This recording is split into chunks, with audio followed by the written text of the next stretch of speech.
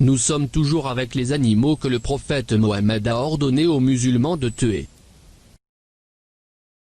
Les geckos, ou gecko, est un lézard. Plus précisément, il appartient à la classe des reptiles, et fait partie de l'ordre des squamates, squamata, qui englobe tous les lézards. Ce nom provient du malais, gekok, qui est une onomatopée correspondant au cri d'un gecko indonésien. Les geckos ont colonisé de nombreux biotopes et se sont adaptés, en tant que famille, à des conditions de vie très variées. L'espérance de vie d'un gecko est en moyenne de 13 à 15 ans, mais peut aller jusqu'à 20 ans, ou descendre jusqu'à 3 ou 4 ans pour certaines petites espèces. La plus grande part des geckos se rencontre dans les pays tempérés ou chauds, fréquemment dans des milieux humides, forêts primaires, forêts tropicales humides. On en trouve également dans des milieux semi-arides, pourtour de la Méditerranée, par exemple, ainsi que dans les déserts. Avec le début de l'été, et avec le temps chaud, cet animal peut se propager et peut même atteindre les maisons. Selon les sites, Live Science, et, indépendant, le degré de dégâts causés par cet animal varie d'un gecko à l'autre. Il y a des espèces qui portent plus des microbes que d'autres. Le passage de cet animal sur les murs laisse des microbes, et avec le contact les humains peuvent être infectés par Salmonella. Cet animal, malgré sa petite taille, est très dangereux, car il transporte de nombreux types de bactéries et des microbes, surtout s'il touche de la nourriture. Parmi les maladies causées par cet animal, Salmonella. Les salmonelles sont naturellement présentes dans les intestins de la plupart des reptiles, lézards, serpents, tortues, qui vivent avec ces bactéries sans être malades. Ces bactéries peuvent donc être transmises lorsque les reptiles excrètent des matières fécales dans leur environnement, contaminant ainsi leur corps ainsi que l'endroit où ils vivent et où ils se promènent en liberté.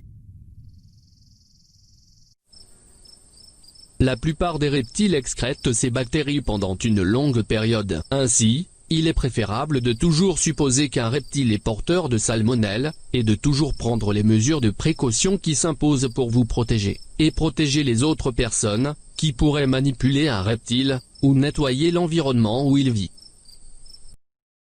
Les symptômes des salmonelles: vomissements, diarrhée sévère, fatigue générale, mal de crâne, frissons, température corporelle élevée. Et il peut provoquer des maladies de la peau en touchant les murs d'où il est passé. Exemple, rougeur de la peau, irritation de la peau, des démangeaisons. Quant aux maladies respiratoires, incapacité à respirer normalement, allergie à la poitrine, rétrécissement dans les voies respiratoires. Les informations sur les dommages de cet animal aux humains sont encore rares. Il y a des histoires et des événements qui disent que cela pourrait causer la mort, s'il touche à la nourriture. Pour expulser le gecko de la maison, les adhésifs peuvent être utilisés autour du plafond, des portes, des fenêtres et à tous les endroits où il peut pénétrer. L'ail et les oignons, leur forte odeur, affectent de nombreux animaux nuisibles, même les serpents. Une étude de l'Association américaine pour l'avancement des sciences est une organisation en 2016 dit: les lumières jaunes et oranges nuisent et expulsent les geckos. Le gecko apparaît beaucoup en été, lorsque la température augmente, comme les autres insectes, donc une température modérée à l'intérieur de la maison doit être maintenue. Le gecko déteste l'eau froide, il est donc conseillé de le vaporiser avec de l'eau froide pour expulser.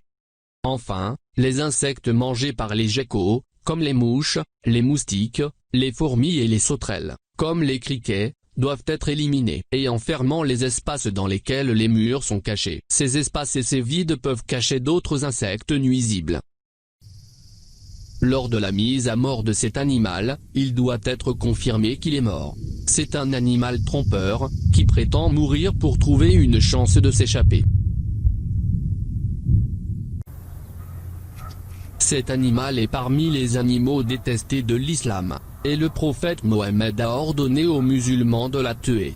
Et à travers la vidéo et les informations, vous pouvez comprendre pourquoi le prophète Mohammed a ordonné de tuer cet animal, et la prudence contre lui. Nous sommes à la fin de cette partie. À bientôt et avec nouvelle partie.